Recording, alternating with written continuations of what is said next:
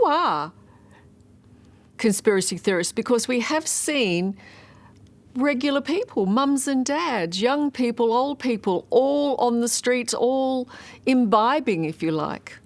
Well, I think it is anyone who needs psychological comfort in a period of crisis.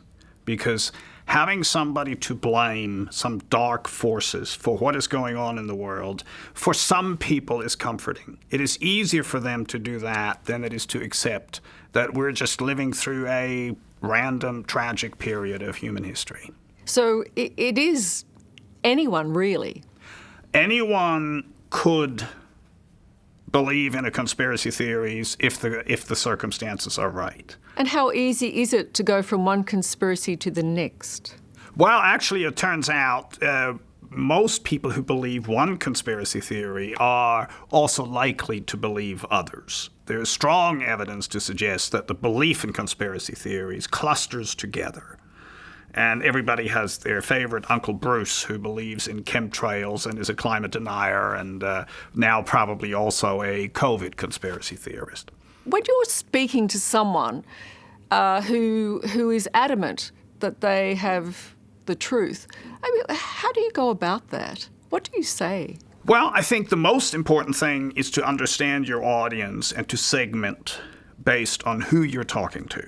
Because the vast majority of people, and we know this from a large number of experimental studies that have been done, the overwhelming majority of people is actually sensitive to corrections and sensitive to evidence. If you tell them, well, there's absolutely nothing to this theory, and by the way, you know, the person who's pushing that is a doctor who's on suspension for misconduct, and it's incoherent, etc., etc. If you explain to a person why this theory should be dismissed, most people are quite responsive to that. That is what the data show.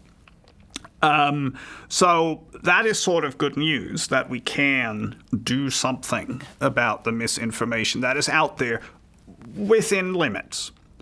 Now, it's much more problematic if you're talking to hardcore, committed believers who are immersed in a conspiracy theory and it has become part of their identity and it is sort of sustaining their worldview. That is when things become extremely difficult, and probably your effort will, it'll take a huge amount of effort and you may not achieve anything. Because we have to remember, conspiracy theories have a purpose for the person who's believing them. And sometimes the purpose is just something to cling to in a situation that is frightening where they feel that they've lost control. Is it possible there's a little bit of a conspiracy theorist in all of us? Oh, I think all of us have some tendency to engage in the cognition I described. We can be incoherent at times, undoubtedly. And so what we're talking about here is just an extreme manifestation of what most of us are casually engaging in on a day-to-day basis when we're not being particularly careful.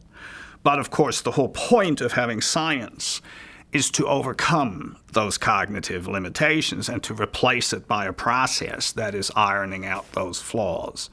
And that's why science is a better means of tracking reality than conspiracy theorists. Hello, I'm Liz Hayes. Thanks for watching. To keep up with the latest from 60 Minutes Australia, make sure you subscribe to our channel. You can also download the 9Now app for full episodes and other exclusive 60 Minutes content.